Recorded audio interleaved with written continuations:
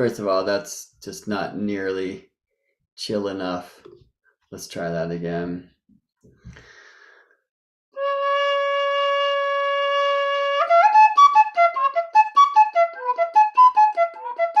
Wait, no, I'm here to talk about Jupiter and Taurus. It's like,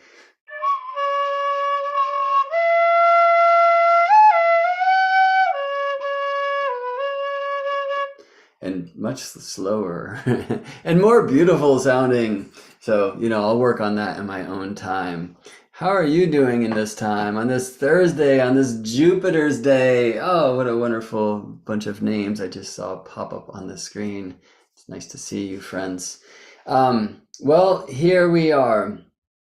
Thursday, Jupiter's Day, and a very important day for Jupiter. Why? Because today, November 2nd, 2023, well, it will be November 3rd for many of you because it's 10:02.5 p.m.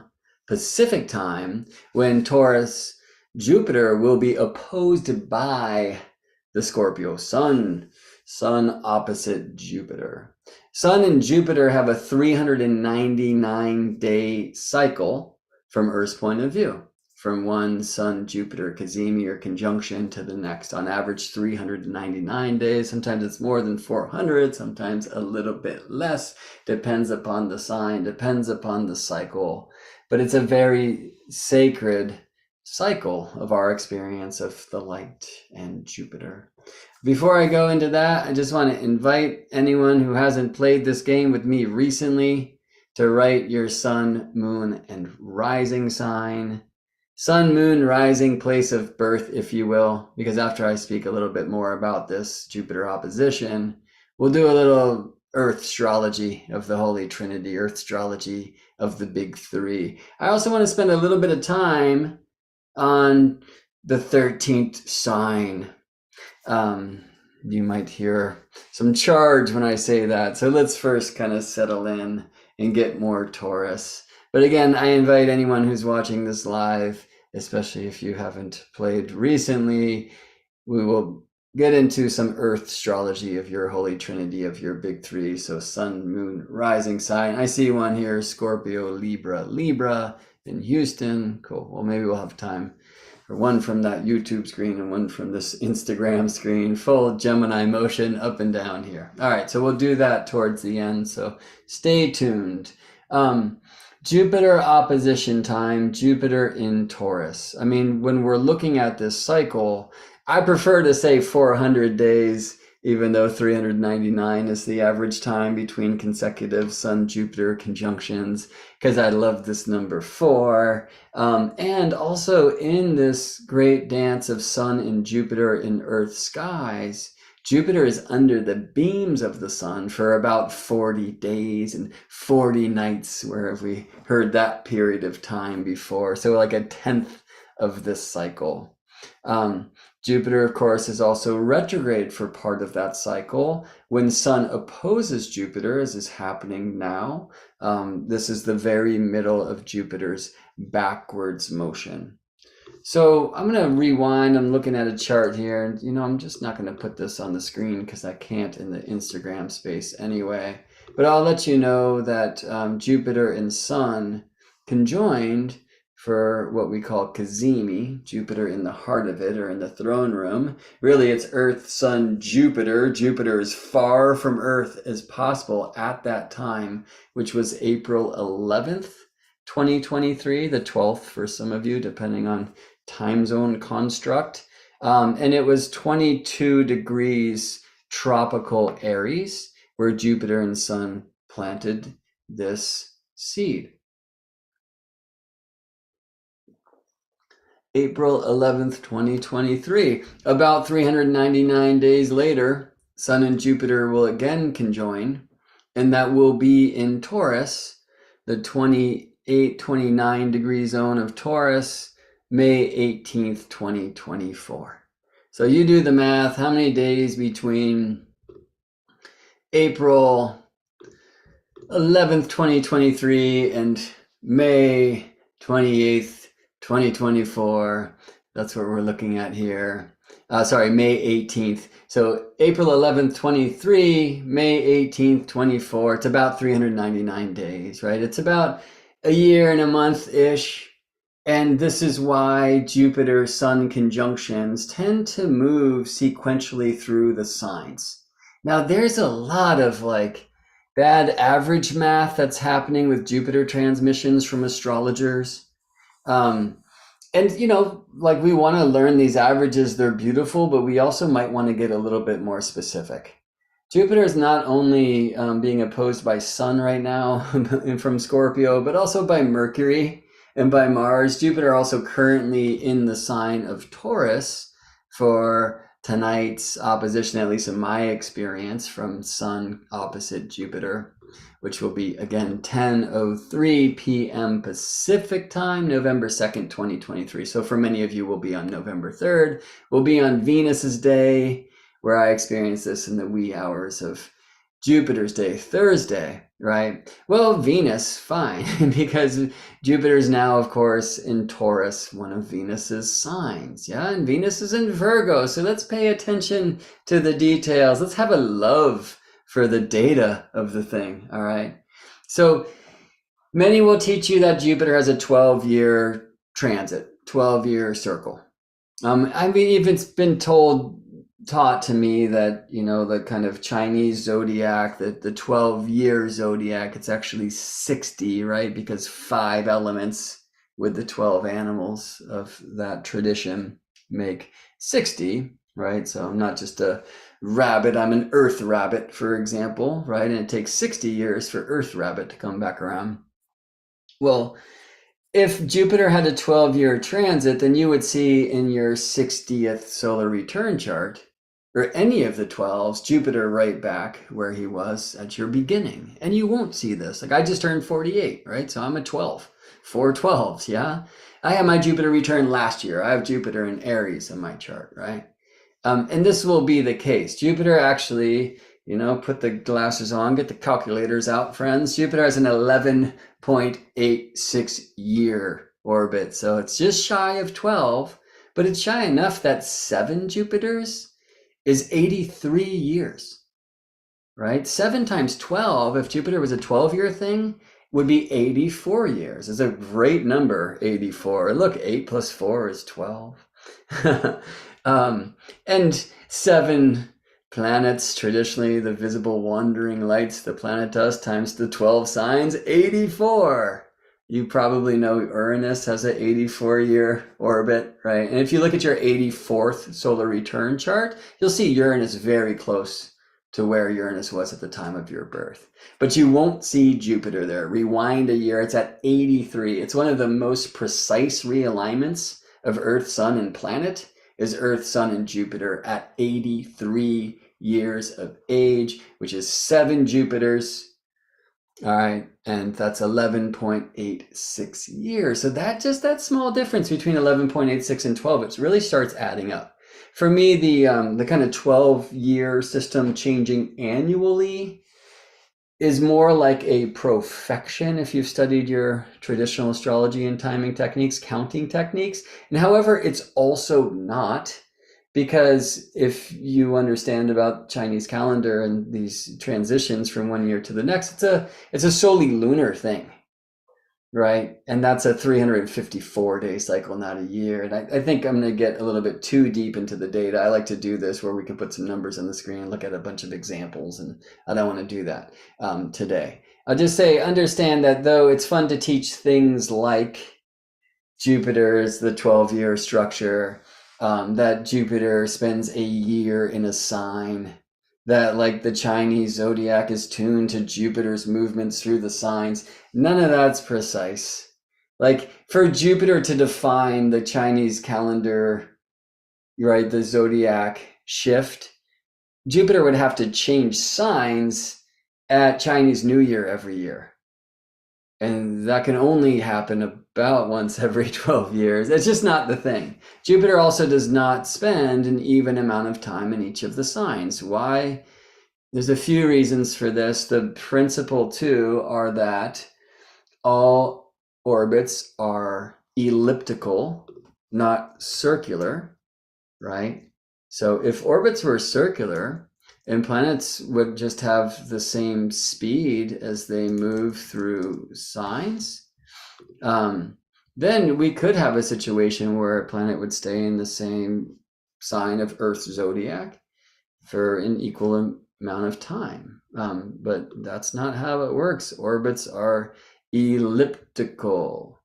And Jupiter's orbit is like certainly not the most elliptical in the crew, but certainly not the most circular either. That, of course, belongs to the very harmonic, beautiful Venus. Neptune being the most kind of circular, maybe perfect geometric orbit. If you want to think circles are beautiful and geometric, as I tend towards, Jupiter is kind of somewhere in between, and the world of what we call eccentricity, which is just how elliptical a planet's orbital path is. And in the ellipse, there will be a place where the planet's path is closest to the sun. That's called a perihelion. In a place where that planet's path is furthest from the sun, that's called aphelion. Okay, close to Helios, far from Helios, close to sun, far from sun. When the planet is close to the sun, their love increases, their gravity, if you want to use, modern gravity-based astronomy. And so when Jupiter's close to the sun, Jupiter's actually moving faster in his own orbital path, right? Far from sun, slower. Jupiter's perihelion, where Jupiter's closest to the sun, is in Earth's Aries. And aphelion, far from sun, in Earth's Libra, right? So Jupiter's actually moving fastest through Aries and slowest through Libra. So Jupiter, if you look at many, many, many, many, many transits of Jupiter through Earth's zodiac, you will find that Jupiter spends the least amount of time in Aries, right? And Pisces being the next of these kind of fast trips for Jupiter. And on the other side, Libra, Virgo being the place where Jupiter spends the least amount of time. I mean, intriguingly, it's not Pisces, it is Aries, but Jupiter is said to have a home in Pisces in traditional astrology and said to be exiled in Virgo. And it's intriguing. Mercury does something similar. Mercury is closest to the sun in Earth's Gemini and furthest from the sun in Earth's Sagittarius, right? So there's something here in the old astrological code of when a planet's home, it's closest to the light, and when it's exiled, a stranger in a strange land, it's further away. I mean, that only works for one sign for Mercury and one sign for Jupiter, and not exactly for Jupiter anyway. And I like to be precise as this Virgo Venus, the dispositor of Taurus, Jupiter right now, but I also like to be just kind of grounded and not sweat the math too much, It's more about the beauty and the geometry of the thing. I want to share an experience that I had at 2 a.m. last night with Jupiter and some geometry apps on the iPad. But let me say one more thing or two about this Jupiter cycle before we go there.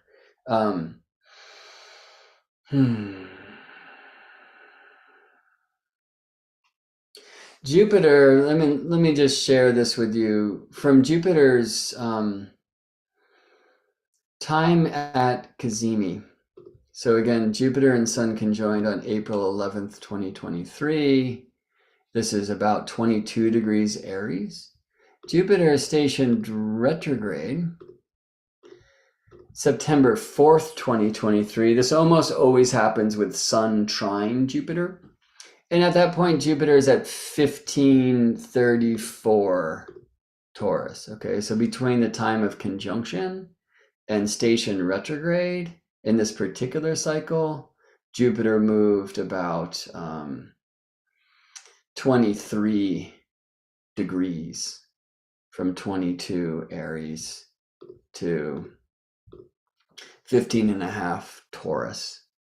So Jupiter station retrograde there, 15.5 Taurus. Now with Sun opposite Jupiter, that's the middle of Jupiter's retrograde period, when Jupiter's moving fastest backwards through the constellations and through the signs, which importantly are different things. this retrograde motion. And Jupiter will station direct. So retrograde at 15.5 Taurus, station direct at 5.5 Taurus. And it's typically this way with Jupiter. It kind of takes 40 steps forward and 10 steps back, and 40 steps forward and 10 steps back. So let me actually do this. Jupiter stationed direct on December 30th, 2023, 5.5 degrees Taurus. Jupiter will next station retrograde at 21 Gemini, October 9th, 2024. And again, these things are not precise, and it depends on the cycle. And the thing that's like the greatest factor in how far will Jupiter move forward before next stationing retrograde, how far will Jupiter station retrograde before stationing direct, like the greatest factors are where Jupiter is in the signs, because Jupiter again is closest to the sun and therefore fastest in his own travel in the sign of Earth Aries, and furthest from Sun and Earth Libra, and therefore slowest in his own jam, right? It's also about where Earth is and our proximity to Sun, how fast we're moving, right? Wheels within wheels within wheels, and all these beautiful things. But generally speaking, you can like sit with Jupiter moves 40 degrees forward and 10 degrees back, and 40 degrees forward and 10 degrees back. Now, if that was true, it would be 30 degrees, 30 degrees, 30 degrees. You know what I'm saying? Like 40 minus 10 and just right through the signs. And that's not how it goes for the reasons I explained. The other thing I really want to help you like be with, and it's just, it's like obvious. Well, it's obvious now from a heliocentric model, knowing that the sun is at the center of the solar system, but it's experientially, let's talk Taurus and your sentience and your sensuality. If you just get outside and look at Jupiter right now, I mean, it's like piercing through your eyeballs. It's so bright. Why is Jupiter so bright right now? Because Earth is passing Jupiter by. Okay, when Mercury and Venus are retrograde, they are passing Earth. They are closer to the center of the racetrack, which is the sun. Their chariots move faster than the Earth's, right? But beyond that, beyond our path, Mars, Jupiter, Saturn, like Earth moves faster than those planets. We are passing planets by when they are retrograde, or the interior decorators, Mercury and Venus, are passing Earth by when they are retrograde, regardless of if the planet's interior to us or exterior. A retrograde planet means passing, right? Passing the Earth or being passed by the Earth. And this means closest to the Earth. And this means crazy, super bright. All right, that's not exactly true for Mercury and Venus, because when they pass us, they're passing between us and the sun, and they're blinded in the beams of the sun, right? We can't see them. Rising with the sun, setting with the sun. For the exterior planets, Mars, Jupiter, Saturn, and the invisible beings, but even Uranus is naked eye visible in the middle of Uranus retrograde. Why? Because that's Earth passing Uranus, Earth closest to Uranus. This is called Uranus perigee, closest to Geo, Earth, okay? Or right now, Jupiter, perigee, closest to Earth. Like literally, it's a very beautiful and important thing to know about retrograde planets that I think helps us take back some of the beauty of a planet's retrograde motion from some of the superstition and challenging, astrology that's taught about retrograde planets. And I do see some things that can be wonky during retrogrades. I don't want to like push that aside. I will say on a couple levels, one, I feel like some of the superstitious response to a retrograde planet is likely built into the inability for a logical mind to figure why the fuck it was happening back in the day. Because in a geocentric or Earth-centered model, you just cannot explain why planets retrograde. You can invent weird maths to do this, and it has been tried again and again and again. Look into epicycles, for example. Like the flat earth folks on like YouTube rabbit holes right now are trying to do this again, and they'll fail. The math just doesn't work, especially with Mercury and Venus. But it's interesting to play and to try to come to terms with why here on Earth we're experiencing this trip of planets like moving through the zodiac and then slowing down and then stopping and hitting reverse. Like, what? I always feel, and I was speaking yesterday about connecting with ancestors at this time of Samhain, and especially with Mercury and Mars just crossing the ecliptic, moving from north to south at their Scorpio south nodes, and why I feel like the window and the veil is even thinner this year than it typically is at Samhain time. But for me, retrogrades are always that, like look back, rewind, where have you been? Where are you coming from? If you know more about where you're coming from than where you're going, right? We can work with these things productively.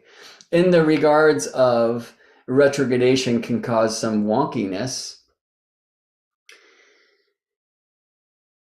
Perhaps this is because planetary proximity. Right? This is a bad example, maybe especially for Jupiter. But if you're around somebody that you're uncomfortable around, the closer you are to them, it's like what do we call it? It's directly proportional. Discomfort and proximity. Like, let's just be on the other side of the room of that person at this party. Or let's come together and sort it out. Why do I say that's a bad example with Jupiter? Because we like to see Jupiter as this benefic planet. Although, if you've been following your astrology for some time, you will see that Jupiter transits do not always bring beautiful experiences. I think they do bring gifts, but it tends to come with a test, and sometimes those gifts are wrapped in very ugly paper, as it is here in life sometimes. Let's drink to that. If you want to understand more of why, besides experience on Earth when witnessing these planets' motions and alignments, why Jupiter, Venus were called benefic and Mars, Saturn, malefic, go outside tonight and look at Jupiter and look at Saturn. Okay, Jupiter is going to look like the heavenly headlamp. Like, it's just bright and beaming. Like, you'll see rays coming out of Jupiter. Whereas it's this bright white blue light. And then Saturn is like, it's hard not to project what we say about Saturn. Like, I wish I was really experiencing Saturn in the sky before I learned all these things about what astrology says about Saturn, right? But Saturn has a very stern light. It's very piercing. It's like dimmer. It's like this pale yellow. And he's just like, have you sent that email? Are you getting ready for this great life change that's coming? Whatever, Jupiter is more like faith, hope. And you can see that again, like, how much am I actually seeing that? How much am I listening to the planets versus telling them what they are? It's, I think, a great challenge for the astrologically educated when engaging with the living sky. I will say I had this amazing experience with Jupiter once, and it was, I had done this like live stream, and I don't know, I can't remember what I said, but it felt in hindsight that maybe I was not talking nice about Jupiter. I was in a teaching in Portland, Oregon, and I taught, and then the sun set and the stars came out, and I was like, so Mars here, but I'm pointing to Jupiter. And everyone's like, I thought you said that was Mars, the red one. And I was like, yeah. It's like, but doesn't that one look red? Like, Jupiter looked blood red to me for like a week. And I was stopping people on the street and saying like, hey, I know this is ridiculous. It's a little easier in Portland than other places. It's like, but that light in the sky right now, what color is that? And people be like, it's like white, kind of bluish white. It's like Jupiter just looked red to me for a week, and I'm still trying to process what the heck that was, And then it kind of just went back to normal. Anyway, I cannot highly enough encourage you to help me with my grammar and to get outside tonight and really drink some Jupiter light, clouds allowing. Yes. A wonderful thing too is like, so with Jupiter now receiving this opposition by the sun, right, in Earth's zodiac. Why? Because Earth is passing between Jupiter and the sun, right? Passing Jupiter by, Jupiter close to Earth. Does this in some way increase Jupiter, right? Like here on Earth, that might be something to interview around like the physical nature of enhanced planetary energy at time of retrograde. Okay. I'm going to get back to that a little bit. But, at sun opposite Jupiter, that means like a full moon, Jupiter rises at sunset. And Jupiter culminates at midnight. So the exact Sun-Jupiter opposition is around 10, let me get this one again. Sun opposite Jupiter with Sun at 10:30 tropical Scorpio and therefore Jupiter at 10:30 tropical Taurus. 10:02:27 p.m. Pacific time, Thursday, Jupiter's Day, November 2nd, 2023. So, of course, for some of you, this will be November 3rd in your clock calendar construct. Where I want to receive this most is when Jupiter culminates. So the middle of the night, in other words, sun at the IC, regardless of where you are, halfway in time between sunset and sunrise. Where I am locally in Richmond, California, just given where we are in the time zone and that they haven't committed daylight losings crime yet and yada yada, it looks to me about 12:53 a.m. on November 3rd, which is a special day in this house because that's my beloved's birthday. So what is it to have Jupiter opposition at solar return time? That's something we get to experience here in this house this year. I'm excited to see what this might add to the mix. But getting out at that time, Jupiter is just going to be on high, much higher in the northern hemisphere sky, by the way, because Taurus is a spring sign in the northern hemisphere, high, right? Autumnal sign in the southern hemisphere, low, right? Just think of what happens when the sun is in Taurus, yeah? Like for us, roses and high, for the southern hemisphere, falling leaves and low, yeah? For some of you, like with Jupiter's declination at this time, being what? Jupiter's current declination at the solar opposition, about 13.5 degrees north. That means literally Jupiter will be directly above locations on Earth that are 13.5 degrees north of the equator. And so places like, what are these places? Maybe Costa Rica-ish? No, more like Honduras, Nicaragua, some of the Virgin Islands, I guess, Canary Islands, is that? No, Cape Verde. Mali, Niger, Chad, Sudan, Yemen, could use some Jupiter there. Through India, Thailand, Vietnam, Philippines, like places that are 13.5 degrees north of Earth's equator will experience Jupiter directly overhead for this opposition. And maybe Jupiter's influences will be strengthened in those places at this time. It's an interesting question to ask, right? I always want to get Earth-stronomical, understand how we're experiencing these things here on Earth, right? And for any of us on Earth, clouds allowing, this is a massively bright Jupiter, right? There are signs when Jupiter will be even closer to Earth than otherwise, but regardless, when Sun opposes Jupiter, that's the middle of Jupiter's retrograde period, that is Earth passing Jupiter. That means we are at, what would it be, perigove, right? Close to Jupiter, and Jupiter's at perigee, close to Earth, right? We're experiencing very bright Jupiter. The other thing I highly recommend is then be outside, either stay out there or get outside again before sunrise, and you'll see Jupiter in the west and you'll see Venus in the east, and look at how much brighter Venus is. It's like insane, super crazy bright, that goddess of ours, Venus, especially at this time in her particular cycle, as morning star. So Jupiter, it's like, nice try, buddy. But what is that over there? But so last night I'm laying in bed and I'm trying to sleep and I just can't. Some of that felt a little Saturnian. But part of it too is like I was just having all these geometrical visions. And so I went to a different room to try to let my beloved rest. And then I brought like a little sketch pad to create some geometries that I was looking at. And I was kind of like trying to design this like communal living, I don't know, architecture. And it was based upon like married hexagons.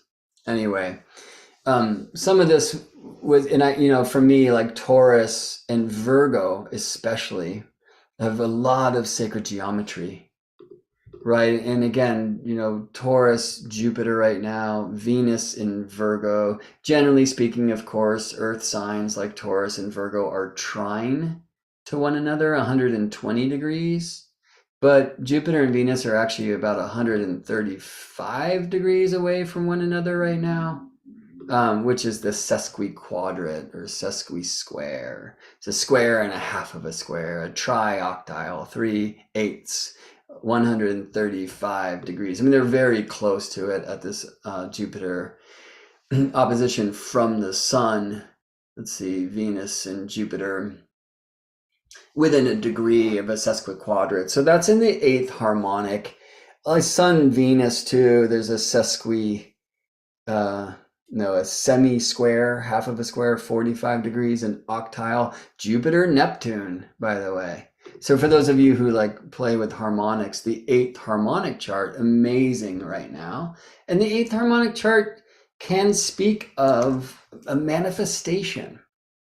I mean, typically through some difficulty, through some tension, but plenty of that around, isn't there? Right?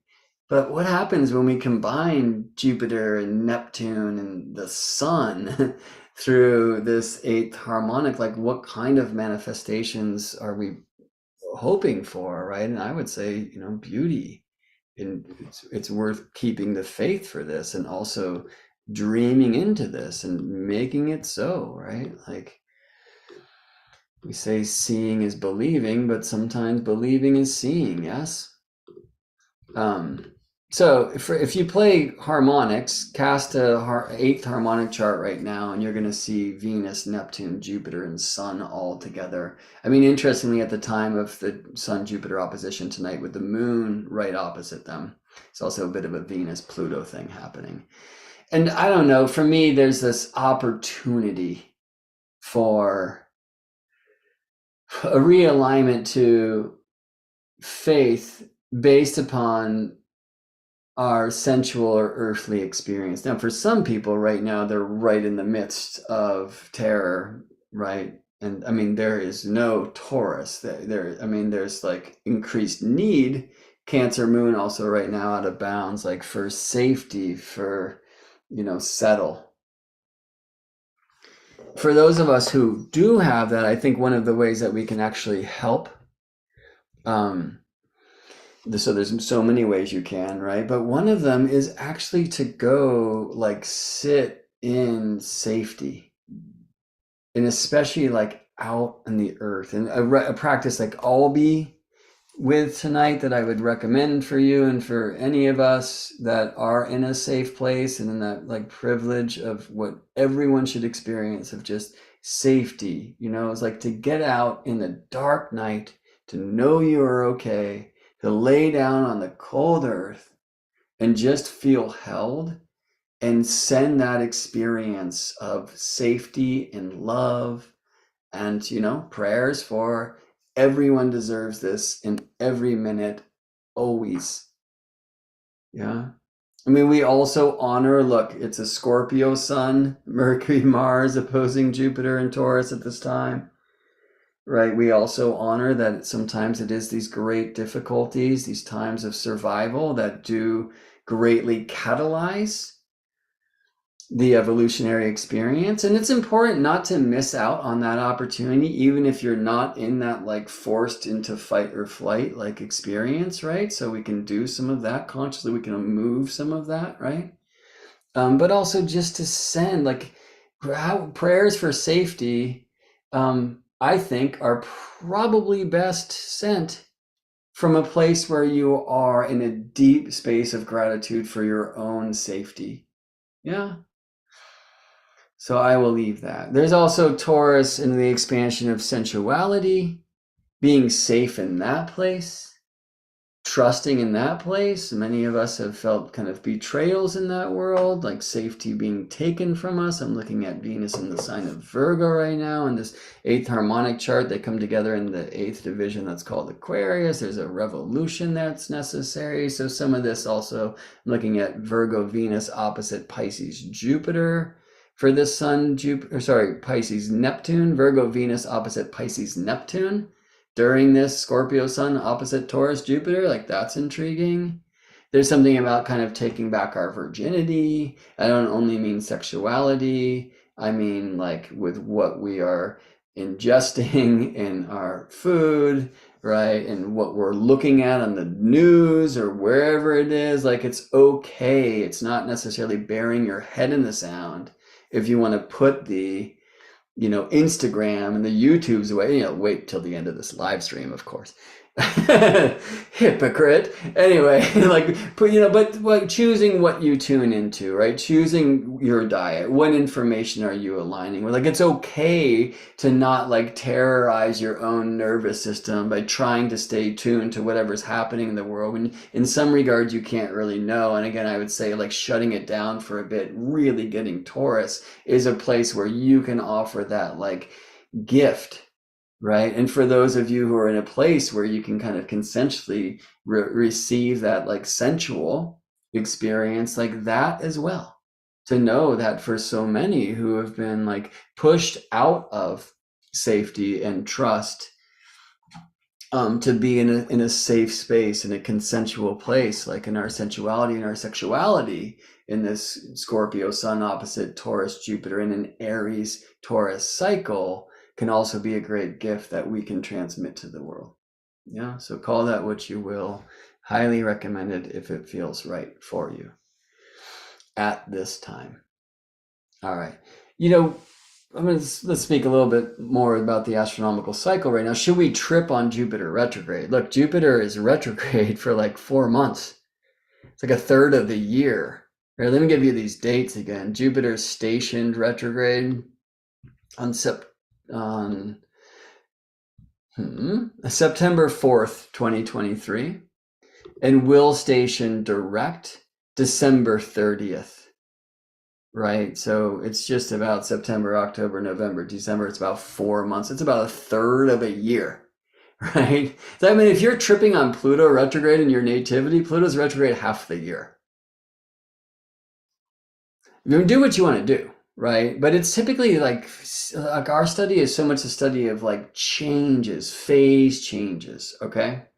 So when a planet stops in direct motion, turns around retrograde, we call it station retrograde, right? Like that time.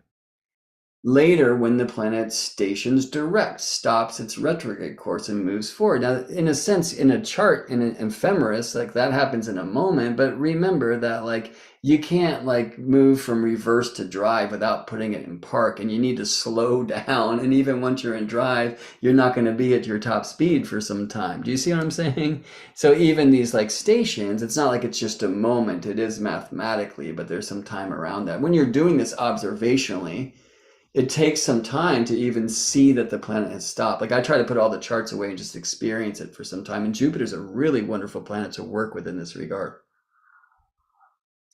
So bright. Watching Jupiter dance through the stars, and we're going to get back to that too.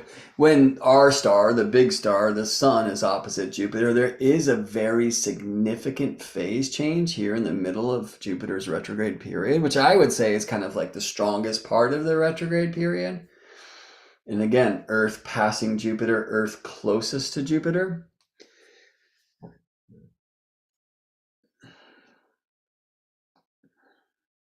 The phase change that's happening is like go a month ago and the sun set and Jupiter's up above the eastern horizon. Okay, that we call evening star. Sun sets, evening begins, and you can see the planet in your sky, right? Now, with Sun opposite Jupiter, and this means Jupiter rising at sunset, Jupiter setting at sunrise, we're in this phase change. Okay, a month from now, Sun will set and Jupiter will have not risen yet. Do you see? This means Jupiter, not evening star. Now, Jupiter rises during the night. You can see him when it's dark and whatnot at that time. And Jupiter will be in the sky at sunrise, morning star. So shifting from the evening star side to the morning star side, it's an interesting thing that happens with these exterior planets, Mars, Jupiter, Saturn, Uranus, the invisible beings beyond and closer to, like asteroids and centaurs, that they have the first half of their cycle with Sun-Jupiter cycle, speak the name of the faster moving planet first. Jupiter is moving away from the sun. Sorry, Sun is moving away from Jupiter, right? And that's this morning star phase. Did I just do that whole thing backwards? I'm tripping. You know this, dude. Sorry. Let's not be so hard on ourselves, right? Yeah, I'm completely tripping. Sorry. In the first half of the cycle, we have that planet born as a morning star as the sun is separating from the planet. And it's this time now when sun is opposite outer planet, when they shift from morning star to evening star. All right. Thank you for tolerating me. And there's a very important message here. I'm like in such a place of self-doubt right now. I'm rewinding and making sure that's true, and I know it's true. Anyway, so what is morning star? Like waking up before the sun, like calling us out. There's that excitement. What is evening star? Like showing up after sunset. There's a reservation, maybe even a hesitation. And we could certainly use that now, use some pause. So perhaps this opportunity of Jupiter shifting to the evening star part of his synodic cycle with the sun, which is about 200 days morning star, 200 days evening star, with about 40 days and 40 nights of invisibility in that mix. In the other shift at the Cazimi time, we're opposite that, like all of this kind of excitement and let's say like rushing forward in faith. Now, perhaps we can slow down a little bit with that. Do with that what you will. I want to speak about part of my religion, which is tropical astronomy.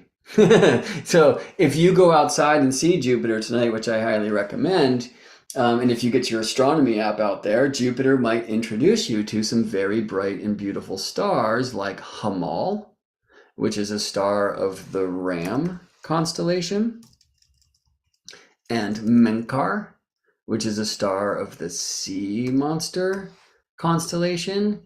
Jupiter's now, you can basically draw a line between Hamal, Alpha Aries, and Menkar, Alpha Satis.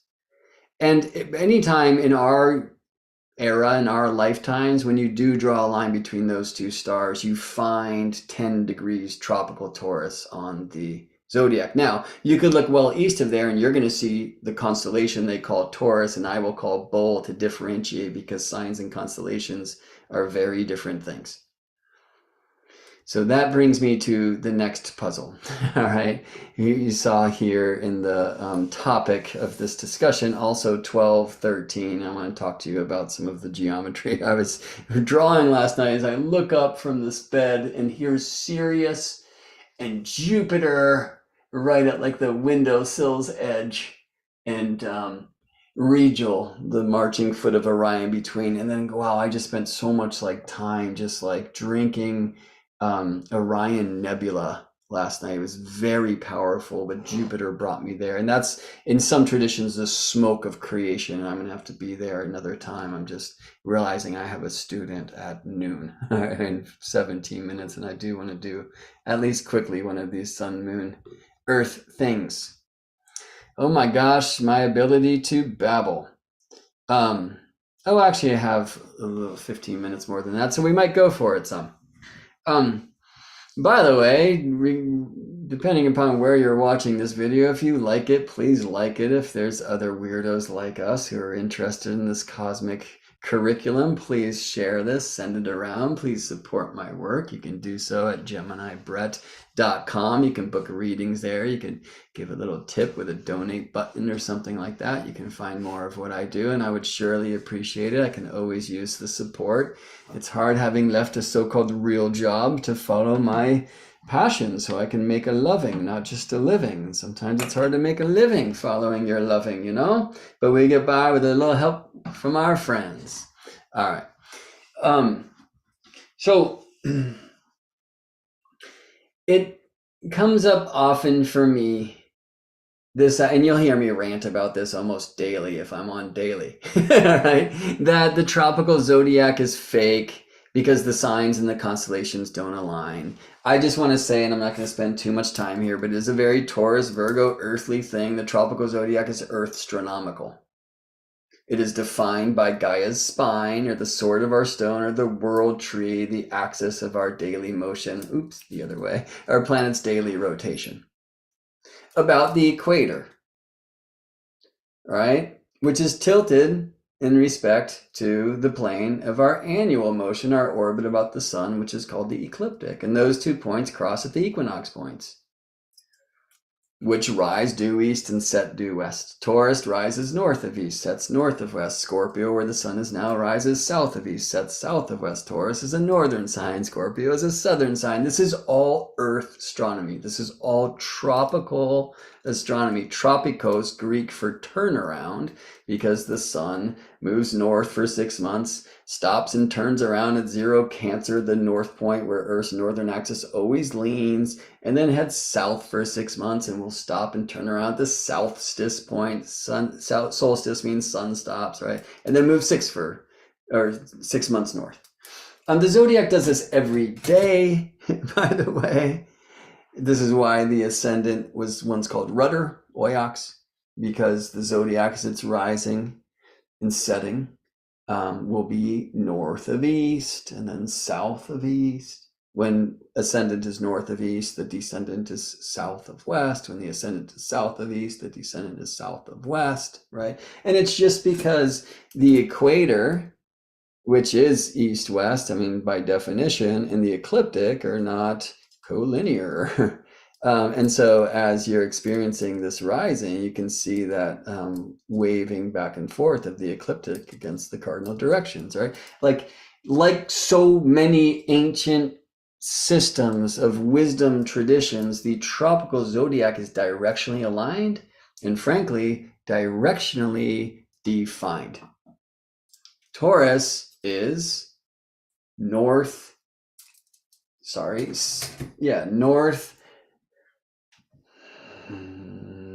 east of the Earth center, where we are all one. Scorpio is southwest of Earth center, where we are all one. The zodiac's not about the stars out there. It's not about centered on the sun. It is centered on the Earth and is all about the world tree. All right, and things like Tropic of Cancer and Tropical Cancer sound the same for a very important reason, okay? However, like, I love signs and I also love constellations. I had a great reading yesterday that just got super constellational and was so on. It's a thing that I love. But I always start with tropical signs because I know them to be real. And then I'll get into constellations with people. And the stories that they can tell, they're so archetypal and beautiful and powerful. So like in our day and age, Jupiter is Taurus by tropical sign, but Aries by constellation or sidereal sign. I just prefer to say Ram, and somewhere between the Ram and the Sea Monster. Now, for sidereal astrologers, this is a Sun opposite Aries Jupiter. And, you know, maybe the world's showing that and thinking about the Ram, which is once the shepherd. And, you know, there's something there. All right. So besides the challenge of tropical zodiac and the signs not being aligned to the constellations, no equal sign zodiac can ever align to the constellations. Let me show you what the zodiac is. Okay, we'll do it here on the Instagram screen first. This is called the seed of life. We'll do it here on the YouTube screen next. This is called the seed of life. And you see it all around the world. Why? Because it's how circles circle. All right, if I just told you to like cut the pie, you're probably going to cut it in half and then quarters and then eighths and sixteenths or whatever. Stop, like, you know, I need a decent sized piece of pie over here, all right? But if you want to do that precisely, you need to get your compass out, kids.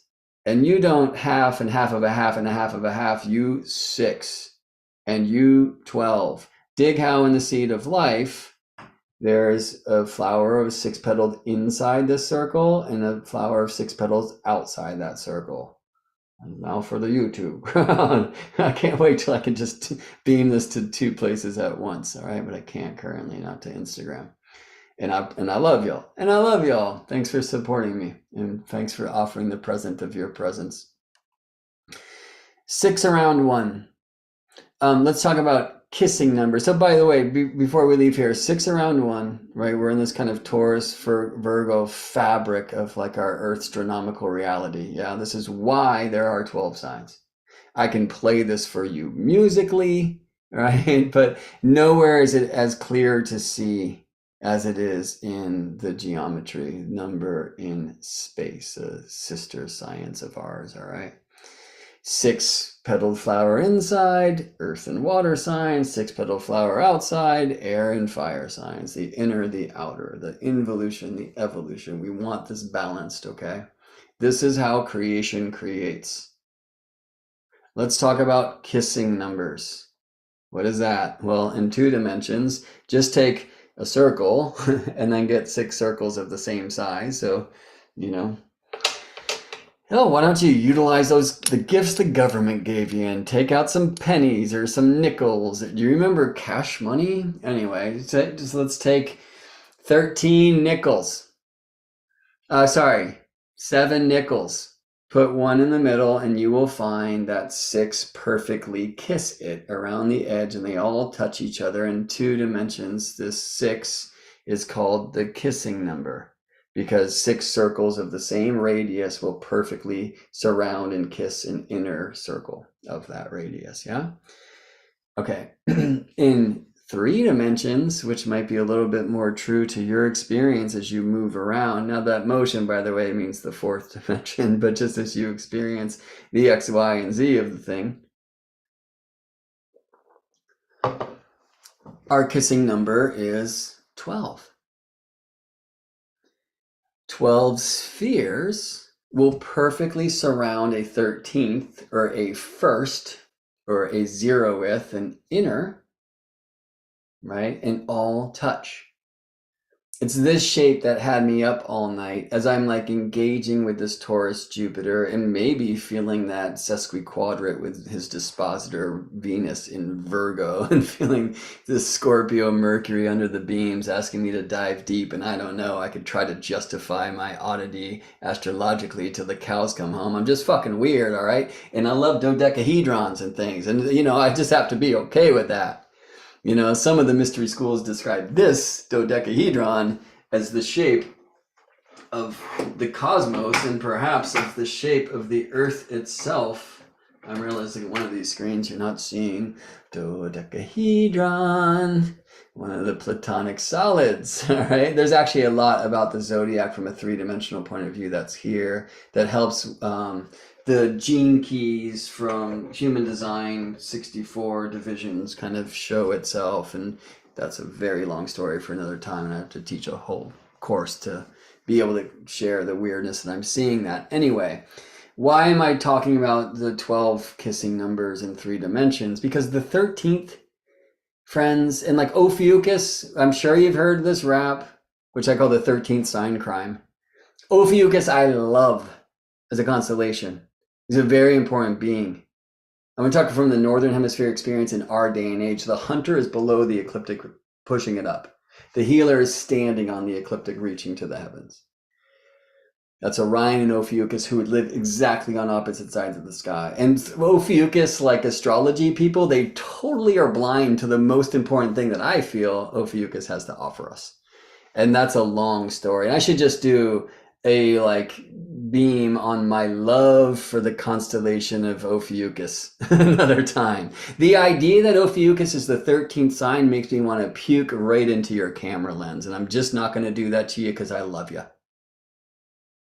This whole 13th sign thing is what happens when the star student never draws with a compass in their hand, as we were forced to for a time before the astronomical study was even offered to the student of the mysteries. There is music, which helps you hear creation creates in 12s. There is geometry, which not only helps you see that creation creates in 12s, but helps you study that creation through the act of creating. This is why in the day they say when you put the compass in your hand, you become God. Sorry, I know that's a pretty charged statement. Yes. Seeds of life, friends. And by the way, you can make a wonderful 12 in this too. Anyway, number in time, harmony. Number in space, geometry. Number in time and space, astronomy. Anyone who has swung a compass, like I challenge you to draw for me a perfect 13-pointed star. Happy hunting. If I ask you to draw a perfect 12-pointed star, it is so simple and so elegant, and that's why we have these seeds of life and sites in Egypt and Turkey and Israel and South America, like all over the world, because this is how creation creates, and I suggest you study it by doing it. The 13th sign is not a sign, it's you. Or if you want to dig into some mythic traditions like Christ and the 12 apostles, well, Christ is the sun who moves through the 12 signs. But more importantly, friends, in like the kissing numbers of 12 spheres around 1, you are the center. All right, so the 13th is very real. It just happens to be kind of the first zeroth of the thing. It's the origin. It's you. And it's not something in your sky. It's something in your heart.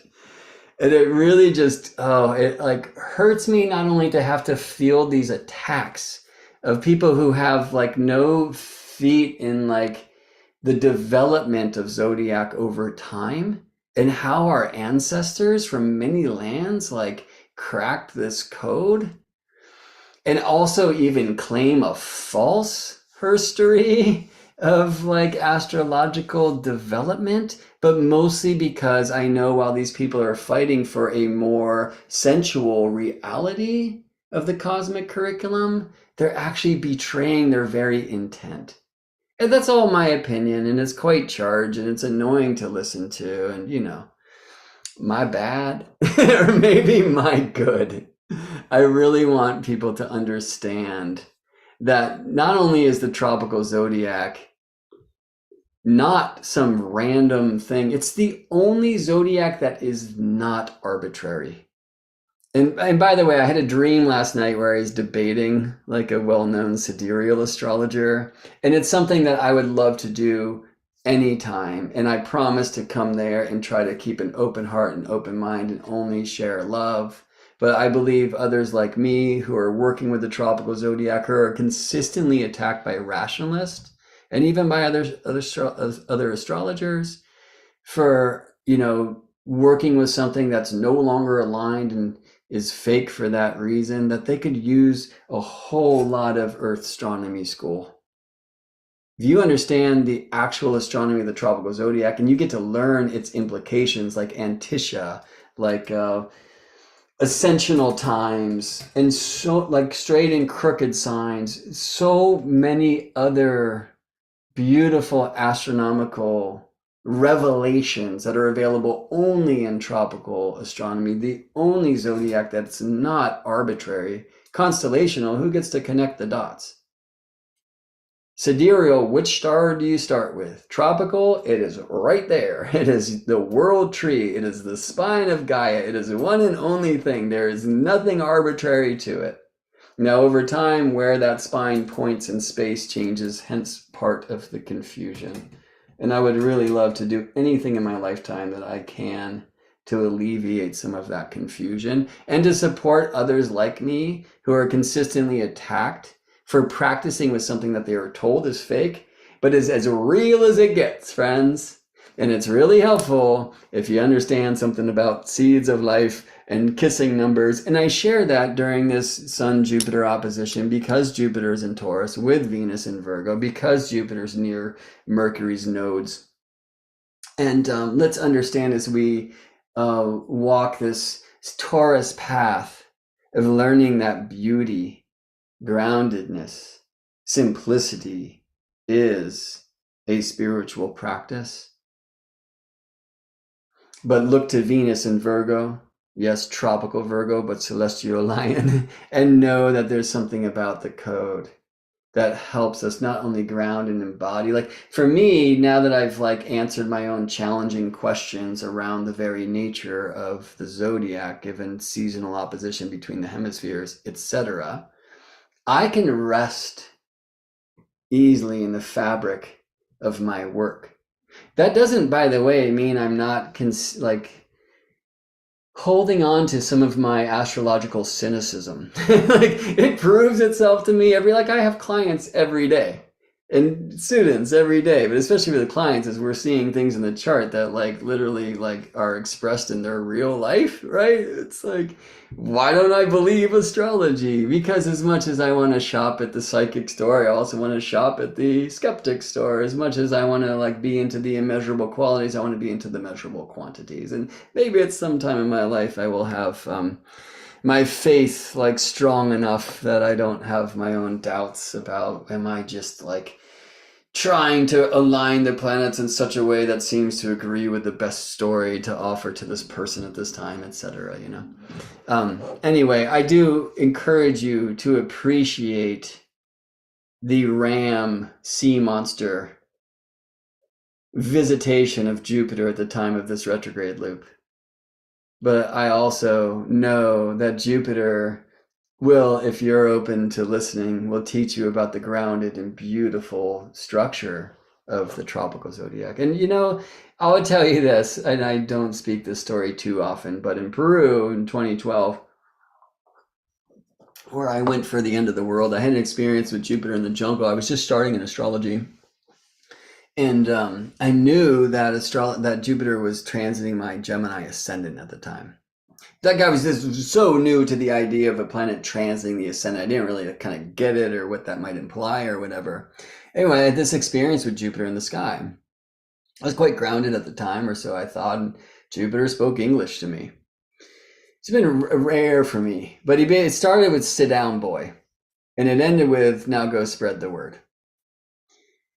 And it was in between those two goal points of this potential conversation with the planetary being or potential psychotic break. I prefer the former. It just seems like a healthier story to experience and share. I was 4 hours of showing me what the tropical zodiac was, what precession of the equinox is, what the turning of the ages is, and all of these wonderful things. And I was fortunate enough after that time to spend some time with Daniel Jamario at the Turning of the Ages Mystery School, which was then the Shamanic Astrology Mystery School.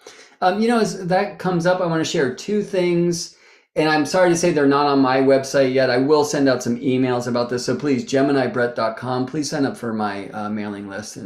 But I will be speaking around the turning of the year, around the holy days in December, around the birth of the light, with the Turning of the Ages Mystery School, about the Jupiter Synodic return for the United States of America. They happen every 83 years. We'll have one in 2025 in July. And the previous ones haven't been pretty.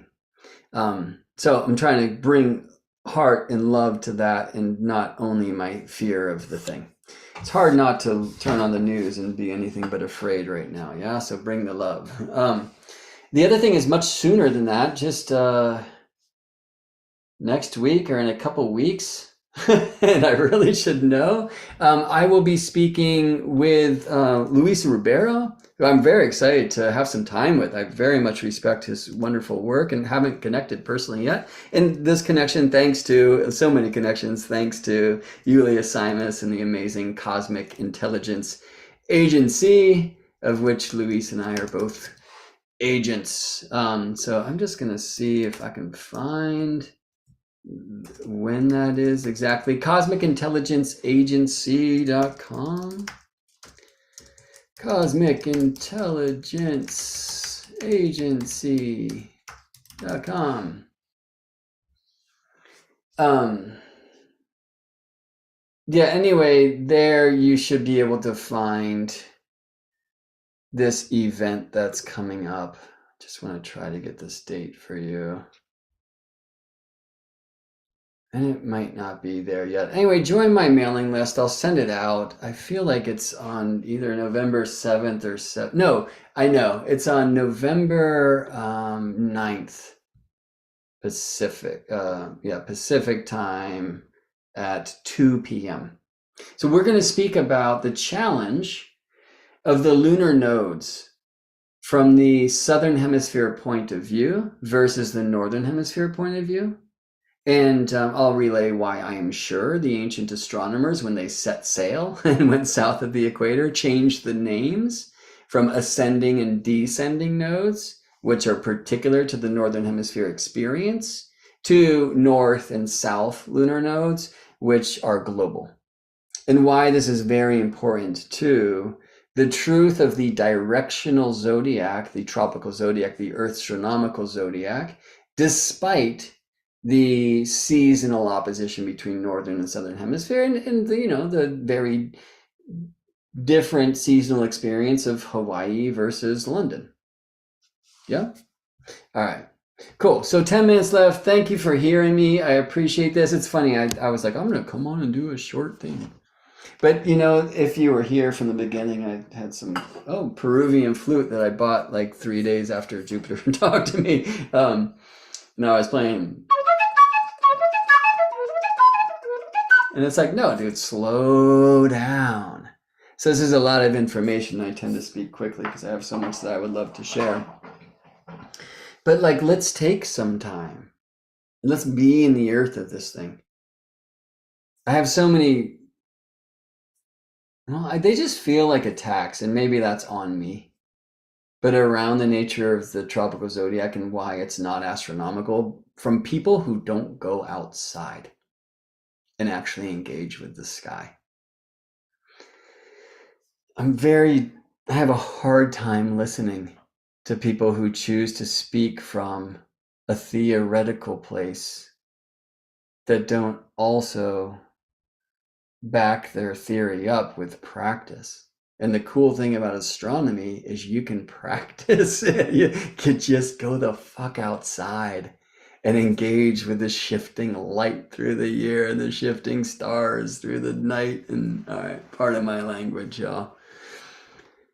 Can you sample what I played on flute is a question that came here. It looks like a ha-has followed.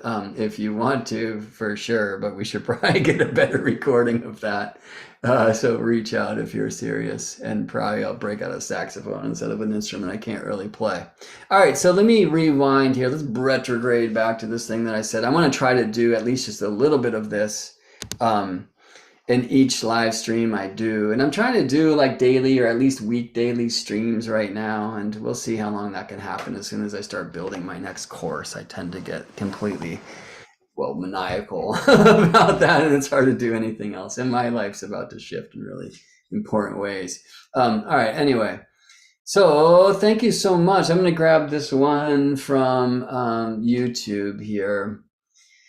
Capricorn Sun, Aquarius rising, Leo moon in Dublin, Ireland.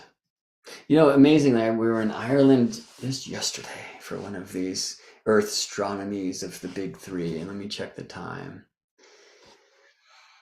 So everyone, let's go to Ireland. Capricorn Sun. So where are we just in that kind of seasonal experience of the year? Obviously, this would be completely different in, Sao Paulo, Brazil. Yeah. This would be very different in Hawaii. Like, think about the Hawaiian experience when the sun's moving through Capricorn. Think about the experience at the Tropic of Capricorn on Earth, where that Capricorn sun is literally directly overhead. They're long days and short nights. But in Ireland, friends, the Capricorn sun is as far as it can get from you. I want you to be with me here. Maybe close your eyes, this can help. And imagine yourself in a city, and there's skyscrapers. Actually, let's just be in one monolithic tall building. Ashland, North Carolina offers an opportunity. Asheville, North Carolina. There's just like this kind of one monolithic black building there that kind of looks like the slab from Kubrick's 2001. Anyway, so there's this tall building, and let's say you're 30 blocks away from it. What happens as you walk towards that building? It appears to get taller, yes? As you walk away, it appears to get shorter. What happens when that building walks towards you? Well, that's what's happening with the zodiac, or what's happening with the sun. As the sun's moving through the directional signs, 0 Cancer is the north point. It's the Tropic of Cancer. It's the closest bound of the sun to Dublin, Ireland, and Capricorn is the furthest away.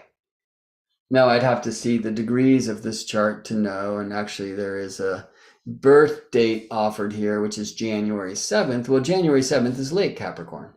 There's a fun thing you can do. It doesn't get precision, but you can basically add 10 to the calendar date, like January 7th, and 7 plus 10 is 17. So this is like 17 Capricorn. Fun, right? Try that with your situation, and you'll get within like 3 degrees, by the way, right? So we're in, later Capricorn zone here. And so the sun is born, right? It's winter solstice. We come out of the longest night. And the sun literally has just stopped in its southern journey, turned around, and now it's on its way back to that closest approach to Dublin, Ireland, which will happen 6 months later. Or in this case, 5 months and 10 days later, or something like that. And summer solstice, yeah. So it's cold, and it's these long nights. And where are we in the season of the day? Be with me there. Capricorn sun, Aquarius rising. What time of day is this? And when I ask that, and anyone here, I'm looking at 2 different screens at once, please tell me, and you don't have to use a clock time, all right? Capricorn sun, Aquarius rising. We know it's cold, it's winter, it's a long night. After sunrise, says planetary shaman, appropriately named here at Instagram. Wonderful, yes.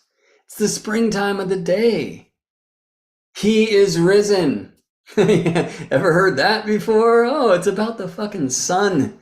If you need to survive the darkness of the night, especially in the freezing cold winter time, yes, he is risen, right?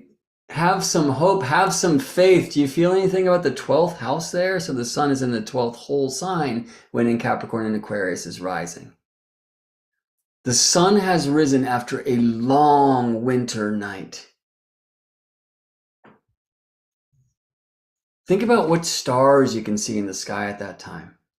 Oh, there's only one, and it's called sun. Yeah? And this happens when the sun rises to illuminate the earth. He hides the heavens. Yeah? This is one of the reasons why we associate the 12th house with hidden things. By night, you can tell time with so many stars, so many suns. By day, there can be only one. Do you feel the Aries and Leo associations of our sun, our star, in this beautiful truth? Okay, well, I've babbled so much, I forgot the sign of the moon. Capricorn sun, Aquarius rising, Leo moon. Okay, when Aquarius is rising, where is that Leo moon? At the descendant, setting. Now, clouds allowing, and this is a roll of the dice with Capricorn sun January time in Ireland, I assume. Yeah. But if the clouds allow, we see both of the luminaries in the sky, either at the time of this native's becoming or shortly before. Because I don't know when Aquarius is rising and the moon is in Leo, unless I have degrees, if the moon is still above ground or below. I need, by the way, the degrees of the sun, moon, the ascendant, the moon, and the lunar nodes. I can tell you this. We are in the summer of the lunation. So it's the winter of the year. Dublin, Ireland, sun in Capricorn. It's the spring of the day. He is risen. He is sprung up. The sun is climbing from the ascendant rise to the midheaven reach, which is like when the summer-ish of the day begins, the height of the light. And the moon has reached fullness shortly before this native's birth. Because we know, of course, the Capricorn light is fully reflected by a Cancer moon. Yes? And now this is the moon in the next sign of Leo, reflecting that Capricorn sun. There's a lot of leadership here, but Aquarius on the rise. We want to lead towards equanimity and resist the memory of royalty, but to be the radiant one who reflects the necessity of this Capricornian time of the year, so beautifully expressed by these stones of Ireland and that coldness, yeah. And why would I call this the summer of the lunation? Well, summer solstice is like full moon. And now moon is waning, just as the sun actually starts falling in your sky from its midday height at summer solstice, but falls rapidly at equinox time, yeah. I encourage you to do this with any chart you engage with. If you're practicing astrology, it's very helpful with your clients. If you just kind of get out to the earth with them, consider what animals might be around at this time of year and day, what bird sounds might be heard. In Dublin, those birds probably sound like lots of cars and honking horns. All right, friends, thanks for spending so much time with me. Happy Jupiter opposition to you. Please go outside and be with that one that in some lands is called Guru in this tropical place of Taurus. Feel grounded, at peace, and beam that to the world, for so many are not. Big love to you. Head over to GeminiBrett.com. Sign up for the mailing list if you want to know about these things that are happening soon. And also, I would love it so much if you could show some appreciation by hitting like on this video and sharing it around with fellow STAR students like us. It'll help me do these things if I know they're being received. Also, if you would prefer for them to be 10 minutes long rather than 14 and a half hours long, I would love some of that feedback. Like, I understand we're all busy in life. I just like to share from the depths, and it's hard to do that with, while honoring brevity. All right, I'm late for a very important date. See you.